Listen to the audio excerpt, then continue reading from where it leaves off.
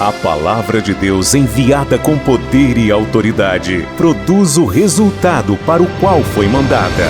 Acompanhe agora uma mensagem dos Encontros de Paz e Vida, ministrada pelo pastor Fernando Helves. Um oferecimento dos pregadores do telhado. Evangelho segundo escreveu Marcos, capítulo 14. Eu vou fazer com você a leitura do versículo de número 55. Amém? Marcos 14, versículo 55.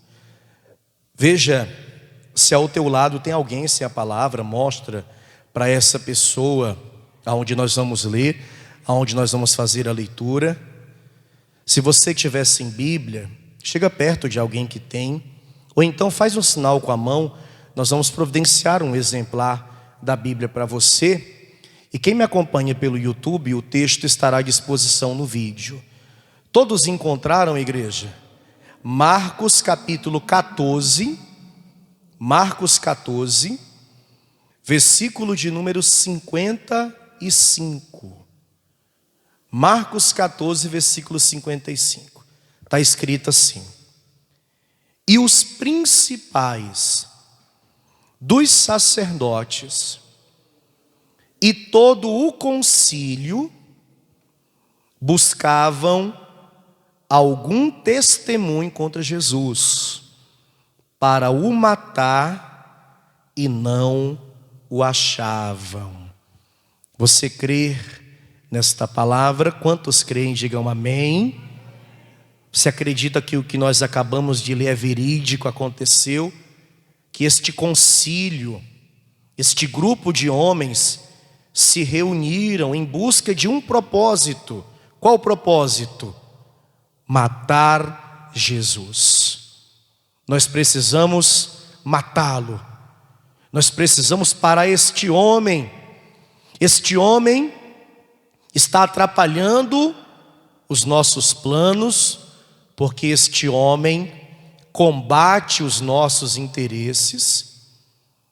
E depois que Jesus ressuscitou Lázaro, o medo, o temor se apoderou da vida destes homens, porque após este grande sinal realizado por Jesus, não havia mais dúvidas para as pessoas. Ele é o Filho de Deus.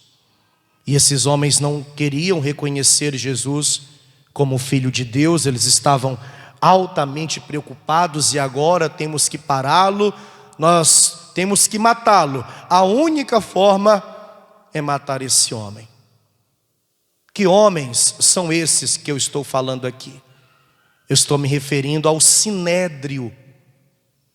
O Sinédrio era uma espécie de Suprema Corte judaica. Diferente da nossa Suprema Corte, que é composta por 11 ministros, 11 juízes, entre aspas, porque nem todos ali são juízes, mas isso é assunto para outro momento, para outra hora. O Sinédrio era composto por 70 homens, mais o sumo sacerdote. E estes homens eram fariseus, saduceus, escribas. Os escribas eram os copiadores da Torá. Não tinha prensa, não tinha como imprimir os livros bíblicos na época. Desde os tempos antigos, homens se dedicavam a copiar a Torá, a copiar. Esses homens também faziam parte do Sinédrio. E eles eram como se fosse a corte, o Supremo Tribunal Federal de Israel. E esses homens, antes mesmo de julgar, esses homens já tinham uma sentença para Jesus. Eles não estavam querendo julgá-lo apenas, eles estavam querendo ver uma maneira de matá-lo. Nós temos que parar esse homem. E ali no sinédrio, o sangue de Jesus também foi derramado. Nós vamos entender o significado do derramamento do sangue de Jesus naquela corte, o porquê que ele derramou o seu sangue ali, e quais bênçãos de Deus há para nós nesta palavra. Quantos creem que esta palavra é de Deus? Diga glória a Deus. Eu vou ler, e o povo gaúcho, que é um povo de muita fé, sim ou não, irão ler em bom tom e alta voz, mas você vai falar tão alto que lá no Nordeste o pessoal vai ouvir você repetindo após mim. Amém? Vamos lá. E os principais, eu acho que não chegou nem em Santa Catarina. Eu acho que não chegou nem em Santa Catarina. Talvez chegou ali na praia. Vamos ver se chega pelo menos no Paraná agora. E os principais, talvez chegou ali no Paraná. Vamos passar um pouquinho, vamos lá para o Sudeste. E os principais, chegou pertinho da Bahia. Mas o objetivo é lá no Nordeste, lá no Maranhão, lá no topo. Vamos lá. E os principais, se falar mais alto, atravessa o oceano e chega na África. Vamos falar bem alto para chegar lá na África. E os principais, um dia disseram que o povo gaúcho era um povo frio. Eu discordo dessa afirmação. O povo gaúcho é um povo avivado, é um crente pentecostal. Amém?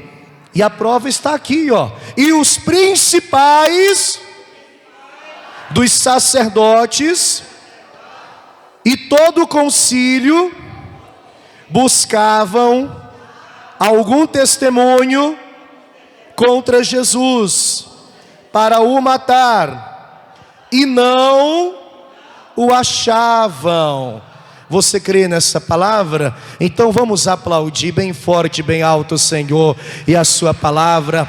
Aplauda mesmo, para que os teus aplausos cheguem mesmo, não até a África, mas o trono de glória, o trono do Deus Altíssimo.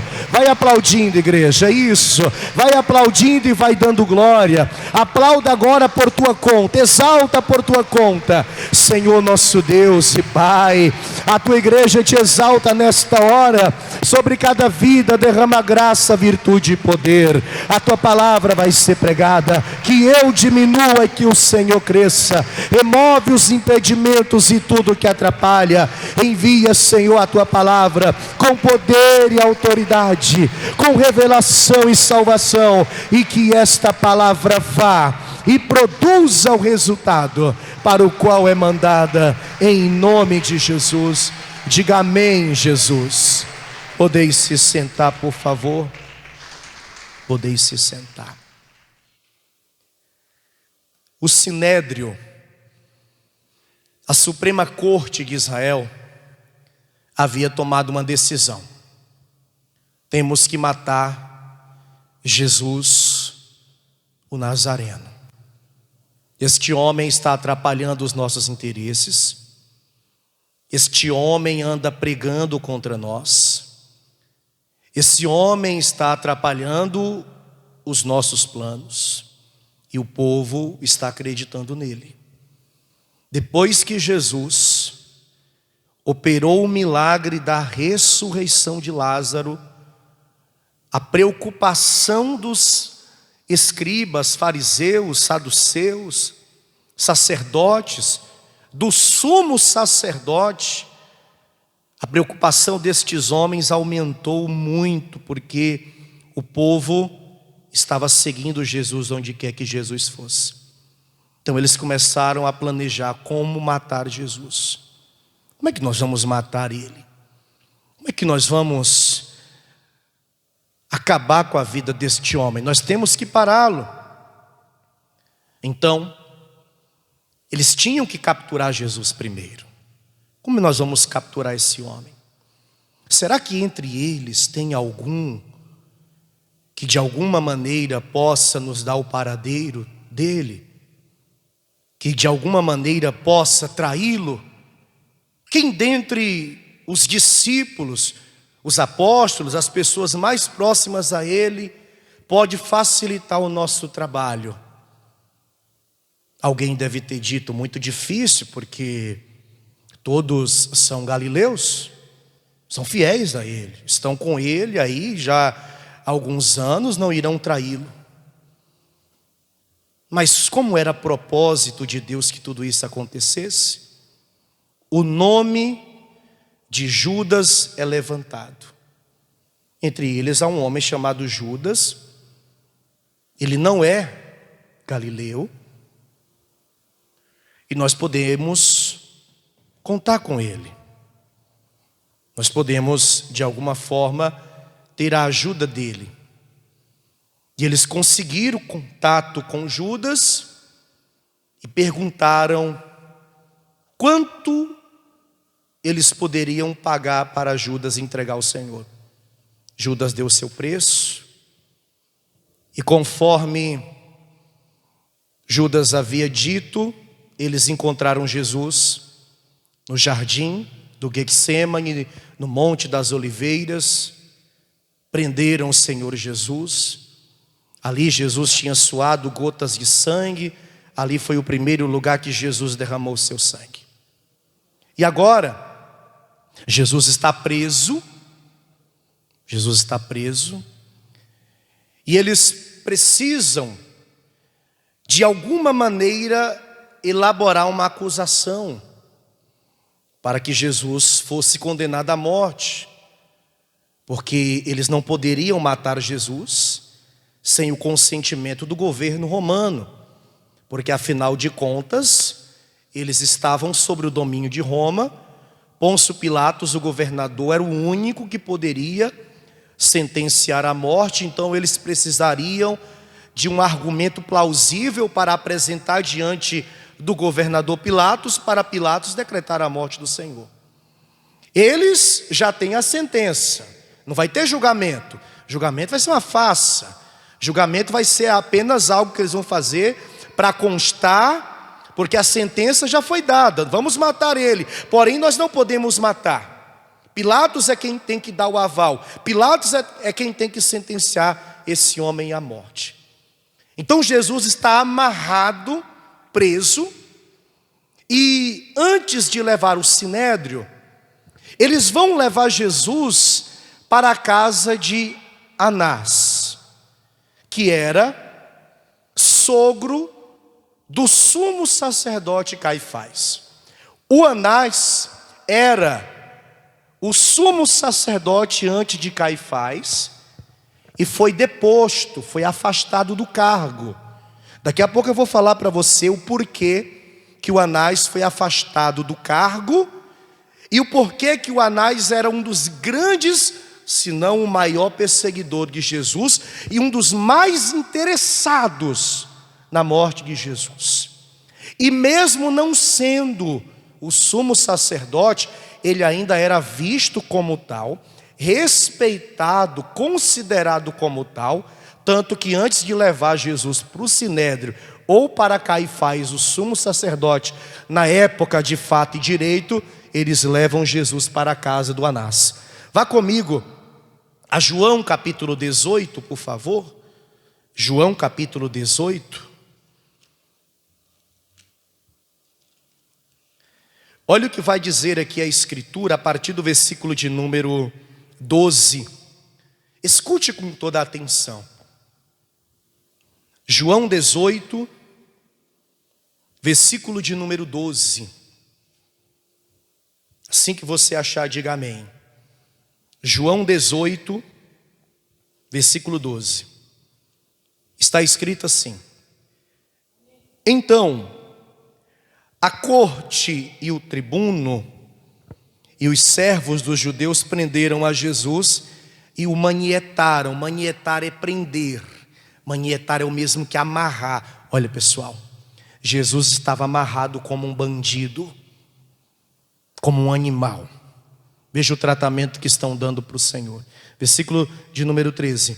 E conduziram-no primeiramente a Anás, por ser sogro de Caifás, que era o sumo sacerdote daquele ano.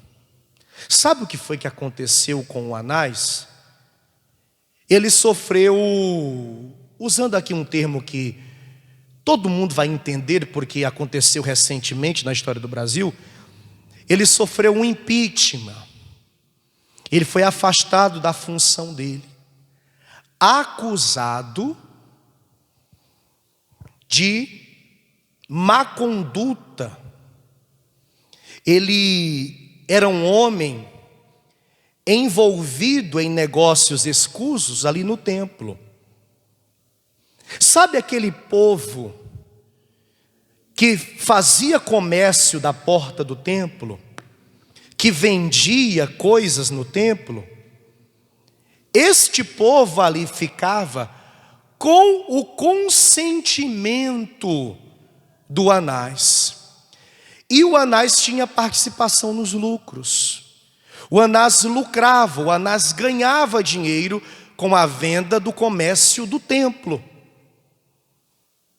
Eu particularmente acredito que Jesus foi o primeiro e o único a denunciá-lo, e a casa do Anás vai cair quando Jesus entra com aquele azorrague na mão, com aquele chicote na mão, de uma forma irada, e Jesus destrói tudo. Jesus chuta as mesas, Jesus expulsa aqueles homens, e Jesus diz que aqueles homens fizeram da casa do pai covil de ladrões, fizeram da casa do pai comércio, fizeram da casa do pai venda. E Jesus expulsa aqueles homens e disse: está escrito, a minha casa será chamada casa de oração. A partir daí começaram a investigar e chegaram à conclusão que o Anás estava por trás, e ele foi deposto. Tiraram ele, colocaram ele de lado. Só que o Anás era um homem super influente, e para continuar no poder, ele indica o genro, o homem que havia casado com a filha, Caifás, para que Caifás fosse o sumo sacerdote, tendo ele Anás por trás, e tendo ele uma grande participação nas decisões tomadas. Era como se o Caifás fosse o fantoche do Anás. O Anás continuava mandando em tudo, o Caifás estava ali apenas porque o Anás permitiu. E ele gozava de tanto respeito e de tanta autonomia, que quando Jesus está preso, aqueles homens pensaram: vamos levar para onde? Vamos levar para qual? Vamos levar para quem? Alguém disse: não, vamos levar para o sumo sacerdote Anás. Não era, mas ainda era considerado como tal. E ele tinha interesse na morte de Jesus. Jesus denunciou a fraude dele, o negócio escuso dele, a má prática dele. Mesmo não tendo autoridade para tal, mesmo não sendo a pessoa competente, ele se sente no direito de interrogar Jesus. Ele vai falar com Jesus o seguinte, capítulo 18, versículo de número 19. Está escrito: e o sumo sacerdote ainda era visto como tal, veja bem, e o sumo sacerdote interrogou Jesus acerca dos seus discípulos e da sua doutrina, ou seja, daquilo que Jesus ensinava. Jesus lhe respondeu: eu falei abertamente ao mundo. Eu sempre ensinei na sinagoga e no templo, onde todos os judeus se ajuntam, e nada disse em oculto. Para que me perguntas a mim? Pergunta aos que ouviram o que é que lhes ensinei, e eis que eles sabem o que eu lhes tenho dito. O Anás chegou para ele: ô Jesus, por que você anda falando contra nós? Por que você anda pregando contra nós? Porque Jesus Jesus batia pesado nos fariseus, raça de víboras, sepulcros caiados, hipócritas, tirem a trave do olho de vocês, para depois vocês se preocuparem com o argueiro que está no olho do irmão. Seus hipócritas, vocês devolvem dízimo, mas vocês não praticam o juízo, a justiça e a fé. Vocês querem demonstrar uma certa santidade, orando com as mãos erguidas nas ruas, fazendo cara de quem está sofrendo para mostrar que estão fazendo jejum, mas o coração de vocês estão sujos. Jesus pregava duro, batia com força naqueles homens e havia acabado com o comércio rentável do Anás. O Anás estava querendo saber: por que você prega contra nós? Por que você está falando isso? Por que você está ensinando essas coisas? Aí Jesus respondeu: por que você pergunta para mim? Eu não falei nada em segredo, eu não falei nada em oculto. Pergunta a esse povo todo aí que me ouviu, eles irão saber dizer. Aí surgiu um aqui que se sentiu no direito de bater na cara de Jesus. Primeira vez que eu li isso, eu fiquei pensando: que ousadia desse homem bater na cara de Jesus. O homem ficou irado e disse assim: como ousa falar dessa forma com o sumo sacerdote? E deu uma bofetada em Jesus. Está aqui, ó. Acompanha comigo a leitura. No versículo de número 22. E tendo dito isso,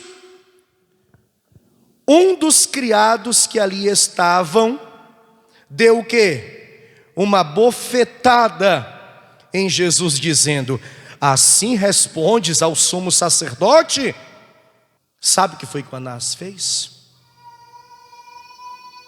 Não fez mais nada, porque não tinha mais o que falar, não tinha mais o que fazer, não tinha mais argumento.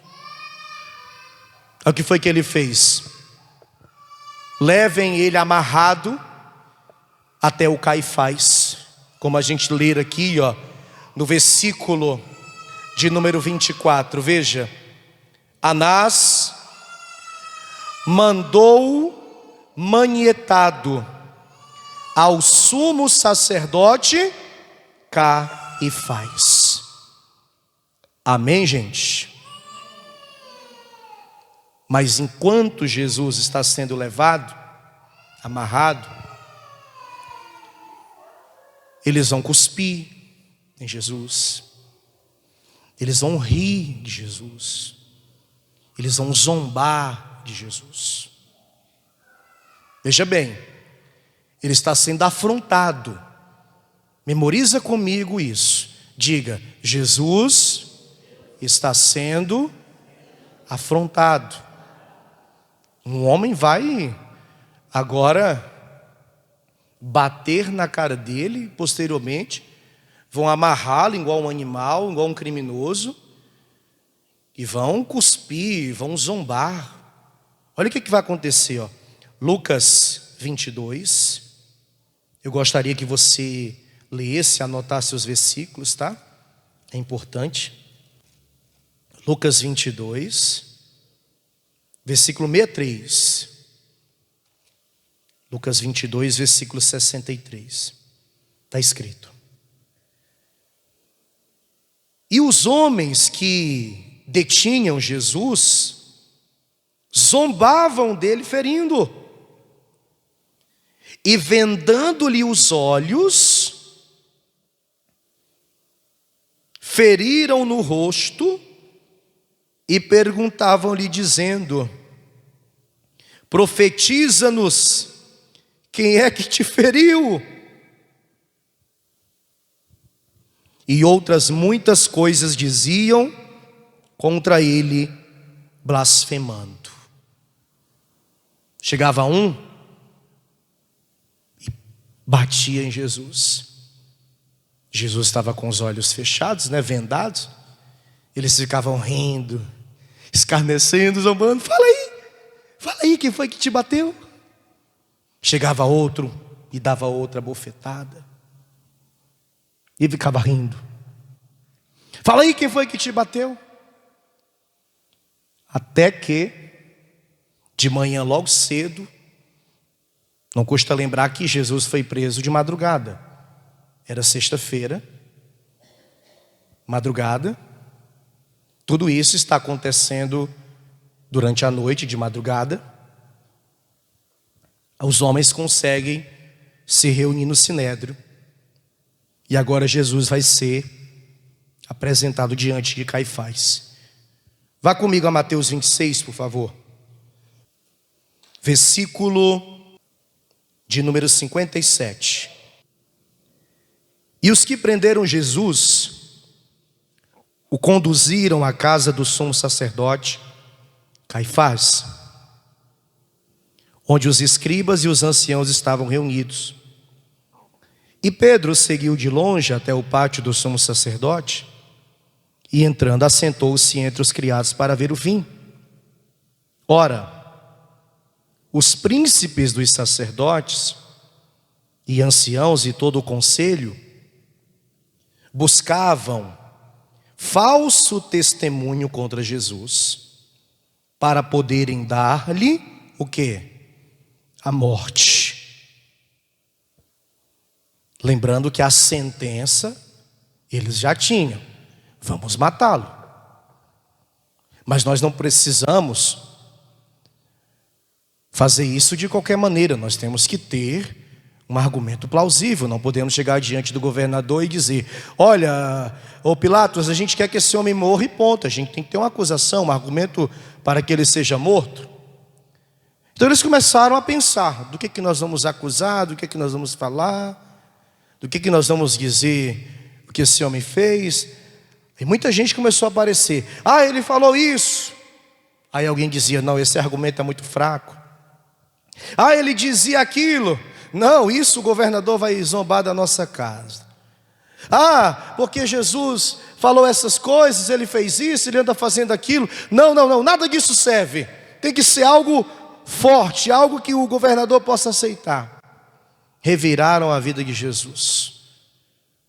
Acredito que foram em busca de investigar Jesus até a respeito da sua infância.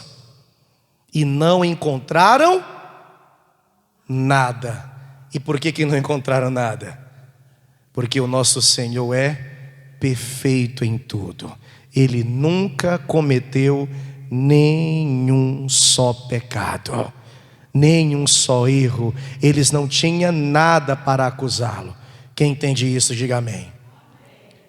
Aí apareceu dois mais audaciosos e trouxeram um argumento que eles até ponderaram. Veja, no capítulo 26, versículo 60.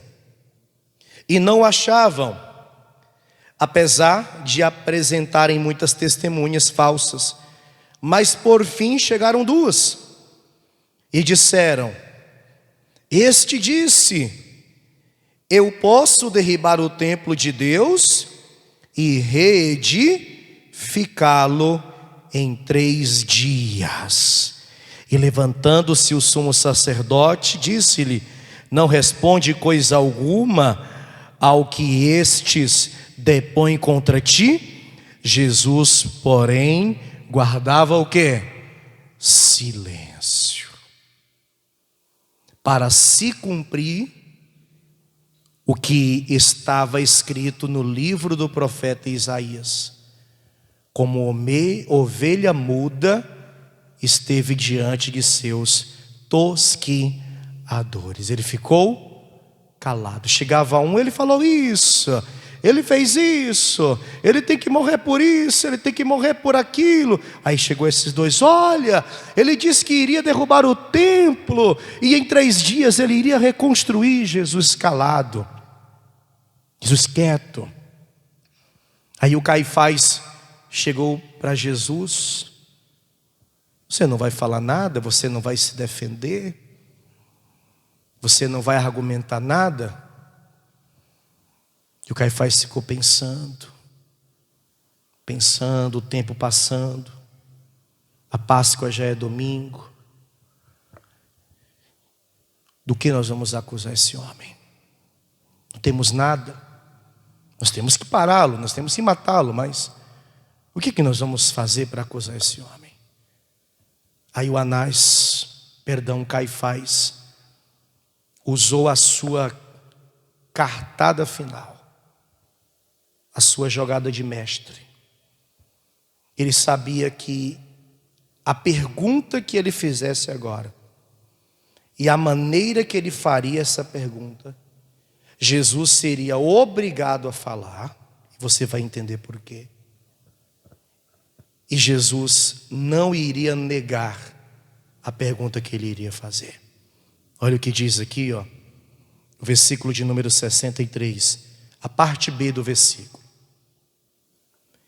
E insistindo o sumo sacerdote, disse-lhe: conjuro-te pelo Deus vivo, que nos diga se tu és o Cristo, o Filho de quem? O Filho de Deus. Conjuro-te, diga comigo, igreja, conjuro-te. Conjuro-te é tomar uma palavra sobre juramento, aonde o inquisidor obrigava o réu, porque Jesus está posto como réu, a falar, ele não poderia ficar calado. Conjuro-te por Deus, foi a ordem dada. Diga, se não falar, é condenado por desacato à autoridade. Se mentir, era condenado da mesma forma. E ainda que Jesus falasse a verdade, eles já tinham a sentença pronta. Diga se você é o Cristo, o Filho de quem? O Filho de Deus. Versículo de número 64. Disse-lhe Jesus: tu o disseste. Digo-vos, porém, que vereis em breve o Filho do Homem assentado à direita do Todo-Poderoso e vindo o que, minha gente? Sobre as nuvens do céu. Amém? Dizes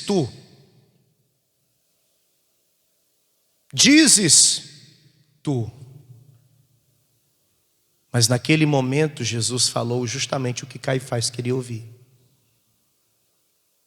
Porque agora Jesus vai ser acusado de blasfêmia, e um circo é armado aqui por Caifás, versículo de número 65. Então o sumo sacerdote rasgou as suas vestes, dizendo: blasfemou! Para que precisamos ainda de testemunhas? Eis que bem ouvistes agora a sua blasfêmia. Que vos parece? E eles respondendo disseram: é réu de que, minha gente? É réu de morte. Ele tem que morrer. Aqui Jesus está passando por uma grande injustiça. Primeiro, afronta, e agora uma grande injustiça, porque ele está sendo condenado sem cometer erro nenhum. Quem deveria estar sendo julgado ali éramos nós. Quem concorda comigo? Quando chegava um e dizia: ele fez isso, esse que chegava falava do seu pecado, do meu pecado. Jesus poderia dizer: não, eu não fiz isso não. Mas em silêncio ele ficou, porque ele estava pensando em mim, ele estava pensando em você. Quem está entendendo? Ele fez aquilo. Jesus poderia dizer: não, eu não fiz nada disso. Mudo ele estava, mudo ele ficava, porque ele estava pensando em você. Ele estava pensando no seu pecado. Quando aquelas pessoas acusavam Jesus de ter feito algo errado, elas estavam acusando cada um de nós aqui. E ele ficou em silêncio, ouvindo todas as acusações. Acusações que pesaram sobre os seus ombros, acusações que eram para estar contra nós.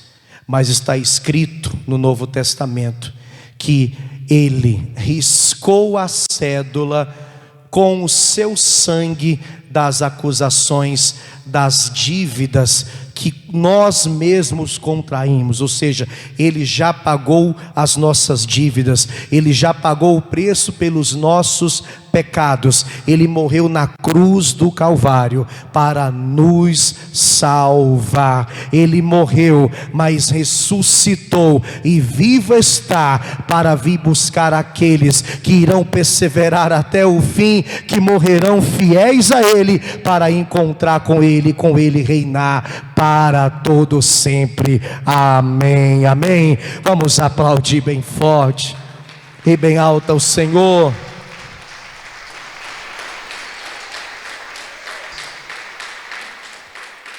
E aí olha o que acontece em seguida, versículo 67. Então cuspiram-lhe no rosto e lhe davam murros, e outros os esbofeteavam, dizendo: profetiza-nos, Cristo, quem é o que te bateu? E Jesus começou a ser humilhado. Jesus começou a ser humilhado. Então veja bem, olha que interessante. Jesus foi afrontado, injustiçado e humilhado. Jesus passou por tudo isso para que nós não venhamos passar. Uma das piores coisas que nós podemos passar, eu particularmente vejo isso, é por injustiça. O cristão não pode ter revolta no coração, mas eu me revolto contra a injustiça. É uma das piores sensações, é uma das piores coisas que uma pessoa pode passar, é quando ela é injustiçada. Eu quero que você creia que se você passou hoje por aquelas portas e você tem sido injustiçado, em nome do Senhor Jesus, essa injustiça vai cair por terra da sua vida, e todos verão que Deus é contigo, e tudo aquilo que estão falando contra você, toda calúnia, toda difamação, toda palavra mentirosa, toda palavra pejorativa, toda injustiça que a ti foi feita, irá cair por terra em nome de Jesus. Amém? Ninguém gosta de ser humilhado. Esqueça essa historinha que contam que os humilhados serão exaltados. Em nenhum momento o texto bíblico fala isso. O texto diz que os que se humilham debaixo da potente mão de Deus, ao seu tempo o Senhor exalta. Você não pode receber mais humilhação de ninguém e ficar quieto. Porque se você ficar crendo que o fato de alguém estar te humilhando, uma hora Deus vai te exaltar, você está entendendo a palavra de maneira errada. Só tem um que no qual nós podemos nos humilhar, esse é o Senhor. Jesus passou toda esta humilhação aqui para que nós não viéssemos ser humilhados nessa vida. Se hoje você chegou aqui de igual modo e você estava passando por qualquer humilhação, ainda que seja no seu casamento, ainda que seja na sua família, ainda que seja no seu trabalho, ainda que alguém esteja te humilhando de alguma forma, esta humilhação cai por terra nesta tarde. Quem crê, diga amém. E Jesus foi afrontado quando ele levou aquela bofetada, quando esses homens batiam no rosto dele, ele com os olhos vendados e diziam: fala quem foi que te bateu. Porque as afrontas têm se levantado contra nós, o mal tem se levantado contra nós, mas em nome de Jesus, todas elas cairão por terra. Quem crê também, diga amém. Já temos a acusação pronta, só que a gente não pode matar, temos que levá-lo até o governador. O governador é quem vai dar a sentença. Onde é que ficava o governador? Onde é que o governador julgava? No pretório. Assunto para o domingo que vem. Amém? Quem recebe essa palavra? Você acabou de receber as boas novas do Evangelho através das mensagens de paz e vida ministradas pelo pastor Fernando Helves. Um oferecimento dos pregadores do telhado.